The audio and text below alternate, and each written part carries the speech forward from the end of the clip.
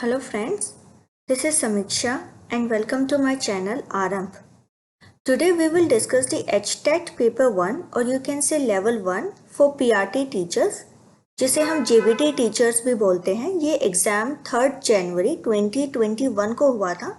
यहाँ पे हम डिस्कस करेंगे इवनिंग शिफ्ट का पेपर जिसका कोड है C या फिर सेट है C। तो पहले हम जान लेते हैं जो लेवल 1 होता है उसमें 5 पार्ट्स होते हैं पेपर में। पहला पार्ट आता है चाइल्ड डेवलपमेंट एंड पेडागोजी जिसके 1 to 30 क्वेश्चंस रहते हैं। सेकंड पार्ट रहता है आपका लैंग्वेज का। लैंग्वेज में आपका हिंदी और इंग्लिश कवर किया जाता है। अगर किसी ने संस्कृत अडॉप्ट किया है तो संस्कृत आ जाती है।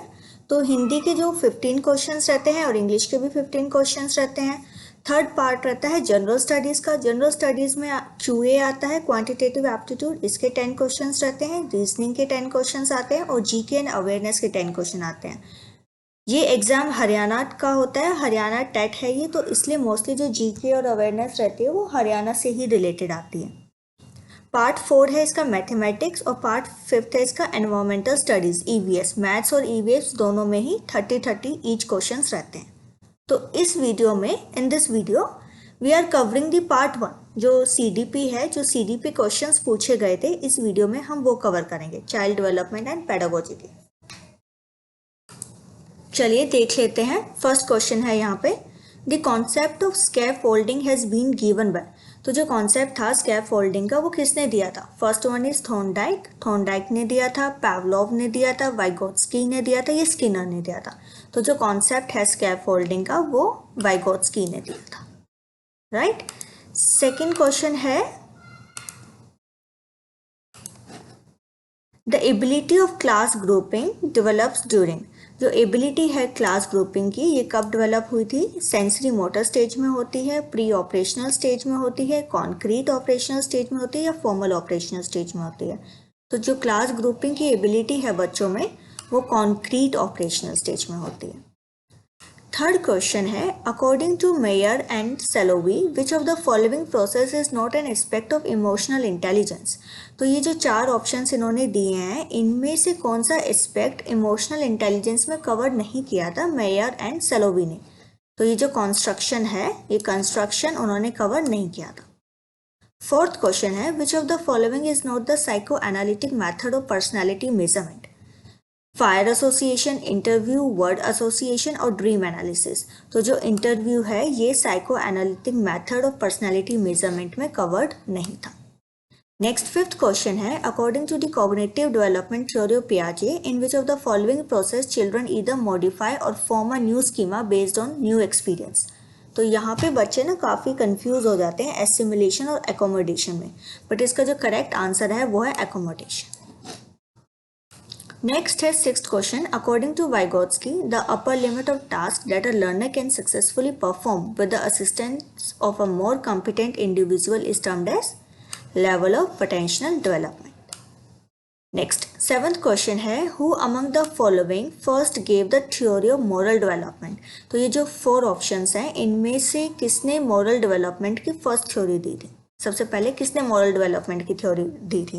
पियाजे ने दी थी, कॉलबर्ग ने दी थी, गिलिगैन ने दी थी या फिर नो ऑप्शन इज करेक्ट, या इन तीनों में से कोई भी ऑप्शन करेक्ट नहीं है। तो जो फर्स्ट मॉरल डेवलपमेंट की थ्योरी दी थी वो दी थी पियाजे ने, करेक्ट। नेक्स्ट 8th क्वेश्चन है, मॉडलिंग इज बेस्ड ऑन। जो मॉडलिंग थ्योरी थी वो कौन सी थ्योरी पे बेस्ड है? क्लासिकल कंडीशनिंग थ्योरी पे, ऑपरेंट कंडीशनिंग थ्योरी पे या सोशल कॉग्निटिव थ्योरी पे या फिर ट्रायल एंड एरर थ्योरी पे? तो जो मॉडलिंग है ये सोशल कॉग्निटिव थ्योरी पे बेस्ड है। नेक्स्ट क्वेश्चन है 9th question, out of sight out of mind best describes. ये कौन से स्टेज में होता है कि एक बार सामने से हट गई चीज़ तो वो दिमाग से भी चली गई? तो ये होता है अर्ली सेंसरी मोटर स्टेज में। इस स्टेज में बच्चे के सामने से जैसे आप कोई चीज़ हटाएंगे तो वो तुरंत उनके माइंड से भी चली जाती है। 10th क्वेश्चन है, which of the following is not a stage of fluid psychosexual development? तो ये जो प्री ऑपरेशनल स्टेज है सेकेंड ऑप्शन ये इसका करेक्ट आंसर है। 11th क्वेश्चन है, which schedule of reinforcement is most effective? तो जो वेरिएबल रेशियो है ये सबसे ज़्यादा इफेक्टिव माना गया है। 12th क्वेश्चन है, the study of which of the following lies at the intersection of psychology and pedagogy.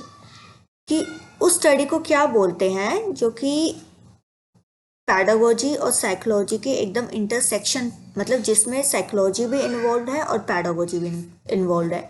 तो ये जो आपका एजुकेशनल साइकोलॉजी है, फोर्थ ऑप्शन, ये आपका करेक्ट है। एजुकेशनल साइकोलॉजी में आपका साइकोलॉजी भी आ जाता है और पैडागोजी भी कवर हो जाता है। 13th क्वेश्चन है, Albert Bandura is known for his theory of. Albert Bandura किस थ्योरी के लिए जाने जाते हैं? Social learning, correct. और यहाँ पे एक और इससे रिलेटेड क्वेश्चन आया था जो हमने ऊपर डिस्कस किया था, मॉडलिंग, सोशल कॉग्निटिव थ्योरी। तो ये मॉडलिंग की जो कॉन्सेप्ट है ये किसने दिया था? ऑल्बर्ट बैंडुरा ने ही दिया था। 14th क्वेश्चन है, according to Sheldon which of the following is not the type of personality. इन 4 ऑप्शंस में से शेल्डन के अकॉर्डिंग कौन सा पर्सनालिटी का टाइप नहीं है? एंडोमॉर्फी नहीं है, मेसोमॉर्फी नहीं है, एक्टोमॉर्फी नहीं है, या एस्थोमॉर्फी। तो जो एस्थोमॉर्फी है ये शेल्डन के अकॉर्डिंग पर्सनालिटी में इंक्लूडेड नहीं किया गया। नेक्स्ट 15th क्वेश्चन आता है, dysgraphia as a type of. Dysgraphia क्या है? पहले तो हम ये जान लेते हैं डिस्ग्राफिया क्या होता है। तो जो लिखने में प्रॉब्लम होती है ना बच्चों को, उसको डिस्ग्राफिया कहते हैं। तो ये क्या है? लोकोमोटर डिसेबिलिटी है, विजुअल इम्पेयरमेंट है, मेंटल रिटार्डेशन है, या लर्निंग डिसेबिलिटी? ऑब्वियसली ये लर्निंग डिसेबिलिटी।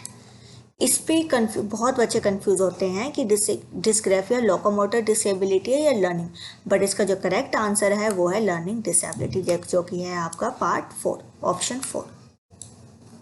आगे 16th क्वेश्चन है, which of the following is not a component of observational learning. तो ये जो उन्होंने 4 ऑप्शंस दिए हैं, इनमें से ऑब्जर्वेशनल लर्निंग का कंपोनेंट कौन सा नहीं है? अटेंशन नहीं है, रिटेंशन नहीं है, प्रोडक्शन है, या प्रिपरेशन। तो जो प्रिपरेशन है वो ऑब्जर्वेशनल लर्निंग का कंपोनेंट नहीं है, इसकी जगह मोटिवेशन है। मोटिवेशन ऑब्जर्वेशनल लर्निंग में इंक्लूडेड है, प्रिपरेशन नहीं है। 17th question, which of the following is not the stage of Bruner's cognitive development theory. इनमें से कौन सी stage Bruner's cognitive development theory में इंक्लूडेड नहीं है? एक्रिलिक। इनएक्टिव भी इंक्लूडेड है, आइकॉनिक भी इंक्लूडेड है, और सिंबॉलिक स्टेज भी डिस्क्राइब की हुई है, बट एक्रिलिक इंक्लूडेड नहीं। 18th question, the fact that fish cannot fly and owls cannot learn to swim is an indication of। fish cannot fly मतलब मछली उड़ नहीं सकती और उल्लू तैर नहीं सकते, स्विम नहीं कर सकते। तो ये क्या, ये जो स्टेटमेंट है या क्या इंडिकेट कर रही है? Lack of educate reinforcement, their lack of experience, the laziness of these creatures, या the affect of biological limits on learning. तो आप हम इन 4 ऑप्शंस को जब हम देख रहे हैं तो हमें अलग से समझ में आ रहा है कि इसका जो करेक्ट आंसर है वो 4th है, क्योंकि बायोलॉजिकली ये क्रिएचर्स ऐसे ही बने हैं। फिश पानी में ही तैरती है, वो उड़ नहीं सकती। आउल्स उड़ ही सकता है, पानी में नहीं तैर सकता। तो ये इनकी बायोलॉजिकल लिमिट्स हैं। तो इसका जो करेक्ट आंसर हुआ 4th, the affect of biological limits on learning. Next 19th question है, the attraction of a girl child towards her father was termed by Freud as. Freud ने इसको क्या टर्म दिया था? Electra complex. तो first option इसका correct है।